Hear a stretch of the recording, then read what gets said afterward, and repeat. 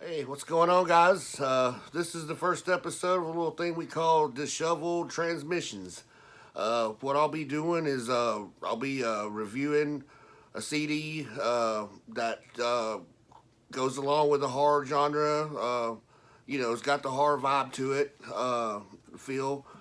And first CD I want to do today is one that came out on September 13th, Friday the 13th last month. And it's called it's about the 69 Eyes. Probably a lot of you guys, most of you know who they are, and if you do, you know they rock. But for those that don't, they're a goth metal rock and roll band that they've been around since like 1989. So yeah, it's been a while. They've been around the block a few times, man. You know, as they say. They've just released a 12th album called West End, and it was released by Nuclear Blast, which is a killer company. I'm not sure who it was produced by. I could never find out who produced it, who the sound engineer was and mixer. I don't know if it was the band themselves or if they had an outside guy come in, to do the job. I guess the way I'm gonna do this is I'm gonna break it down. The tracks. I'm not gonna do track by track, just the tracks that stand out to me, and then rate it on production, the cover, and the tracks and the music itself. First of all, I gotta go with the cover and say it was shit, man. I mean, like I couldn't get it. It was like a single balloon. Anybody can do that. Any schmuck with a computer can do it. I couldn't really dig it, man. I think they could have done better than that. The production was on point. It was great. You couldn't really get him, but it's Nuclear Blast, and they have the top line engineers in there doing that, so that's really good. It created a really good atmospheric sound, and you couldn't ask for better than that. The songs that I like that stand out was track one was called Two Horns Up. Man, that song was awesome. It was a great track to open the album with, and it really rocked and got me into it. It was just like one of them get up songs, and I think it even said something about Lucifer over your hospital bed, get up, two horns up, that was so cool. Um, Another track that I liked, the second track was really good. It was called 27 and Done, which was kind of a tongue in cheek, you know, I think the main hook goes, let's all die young, 27 and done.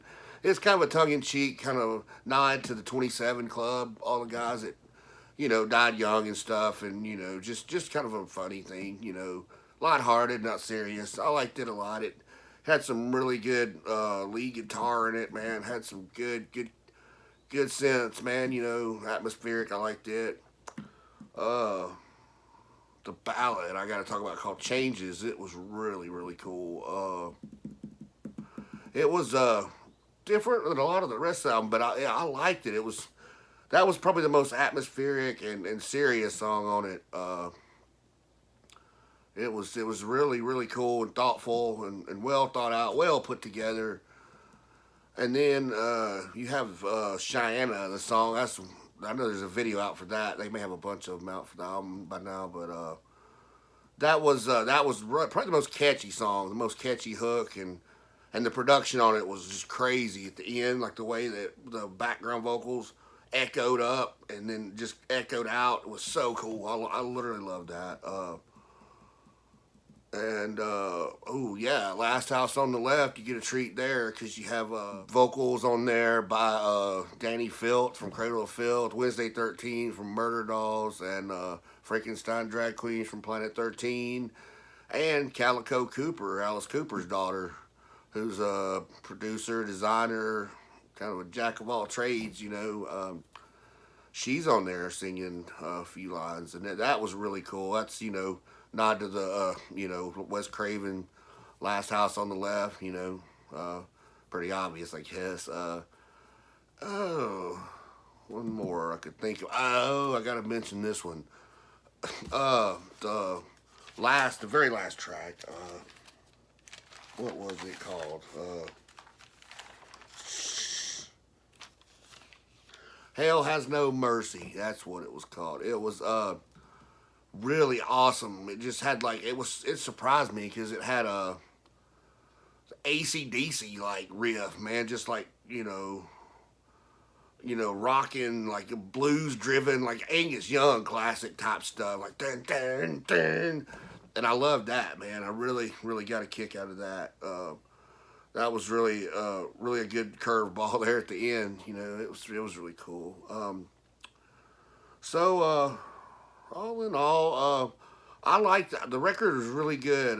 There was a couple, on the later part of the album that I might have could done without, but it was really good, and I liked it. It's a rocking ass album. Does it break any barriers or anything? No, they're not. But are they trying to? Is it a good rocking ass album that you'll enjoy? Especially around Halloween time now when it's so the atmosphere just comes on to you. And that's the way. That's such awesome music for that kind of shit, man. I think. But I loved it, and I would recommend listening to it, give it a listen, or even buying it. The cover I didn't care for. The production was superb. Shot to Nuclear Blast there, and the music was really good. I guess overall I'd give it a solid 3, maybe even 3 point, anywhere from 3 to 3.5. All in all, considering all that. So yeah, that's about it. I'm hoping you guys are gonna like this Disheveled Transmissions. So don't forget to subscribe, like, hit the notification bell, and we will keep bringing you stuff that you like and it's really cool. So until then, guys, keep on rocking, man.